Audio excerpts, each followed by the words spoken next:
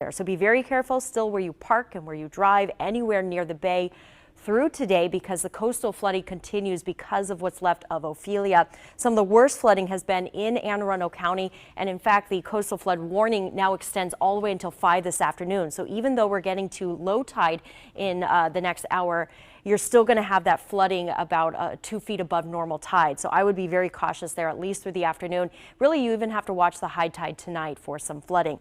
You can see along the western shore of the bay in the yellow, that's a coastal flood advisory, and that's where tides are not quite as high, but they're still about 1 foot to 2 feet above normal.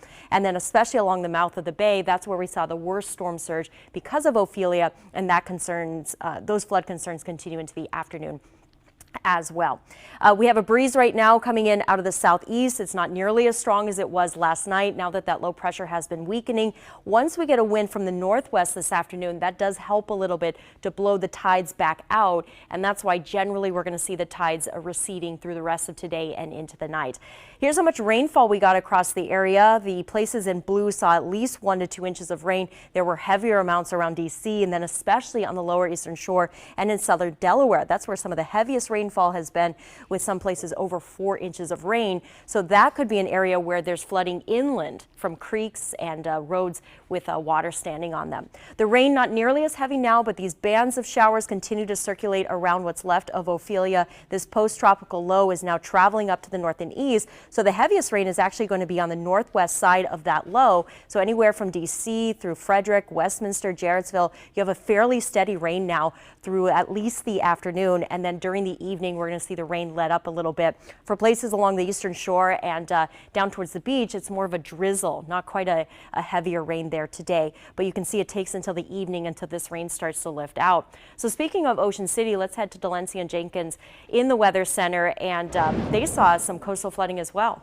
Yes, Ava, they did, and a lot of wind. Strong winds yesterday was churning up the ocean, and we are still seeing rip current risks even today. There's a live look here from a traffic camera in North Ocean City, right around the 90 bridge, if you're familiar with how to get into Ocean City.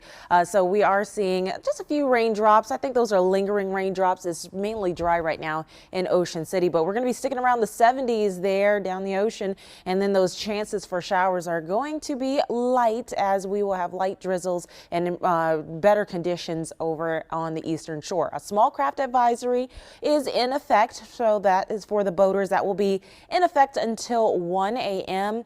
and then that gust can gust up to 30 miles per hour. Speaking of the tides, and just being aware of the high tides in Ocean City, 345 is the next one, and those wave heights are quite high at up to 8 feet. Now back at home, the Ravens forecast, we're keeping an eye on it. We're going to keep that chance for showers in, so a steady drizzle is possible, especially around kickoff, and then we'll start to improve slightly as we move through the afternoon hours. But even if you're starting your day with tailgating, you want to dress for the cold and wet weather. We'll see those conditions starting to improve better as we move into the evening hours. But as we look here on 7-day forecast, we're going to keep that impact icon in the forecast because of the threat for coastal flooding throughout the day. So please be careful as you're heading out and about, and turn around if you see flooded waters, roadways. Now looking at 67 as our high for today, and around the same tomorrow. We'll have a 20% chance